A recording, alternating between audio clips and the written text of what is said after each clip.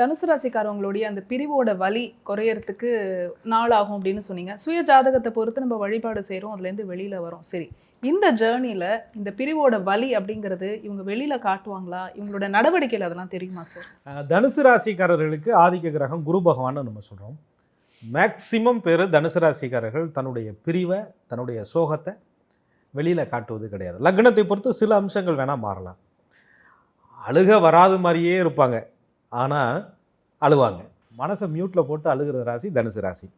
ஆக மனசுக்கு கூட கேட்கக்கூடாதான் தான் அழுகிற வழி அப்படின்னு சொல்லக்கூடிய நிலை தனுசு ராசிக்காரர்கிட்ட இருக்கும். அழுக மாட்டாங்க, அழுகிறத காட்ட மாட்டாங்க, ஆனால் மனசு அழுகும்.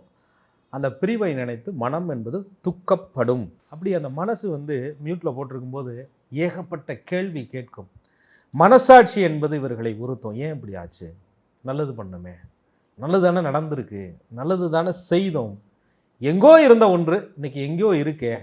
தனுசு ராசிக்காரர்கள் தொட்ட அந்த கல் கோபுரமாக மாறியிருக்கேன், அந்த கல் சிற்பமாக மாறியிருக்கேன், அது தெய்வமாக காட்சி தருது, கோவிலாக புனிதப்படுத்தப்பட்டிருக்கேன், 10 பேர் வழிபடக்கூடிய பொது இடமாக இருக்கேன், அன்னதானம் நடந்து கொண்டு இருக்கேன், அதைத்தானே உருவாக்குனேன் நான், ஏன் அப்படி ஆச்சு அப்படின்னு சொல்லக்கூடிய வழி தனுசினுடைய மனசில் இருக்கக்கூடிய ஆழமான கேள்வி.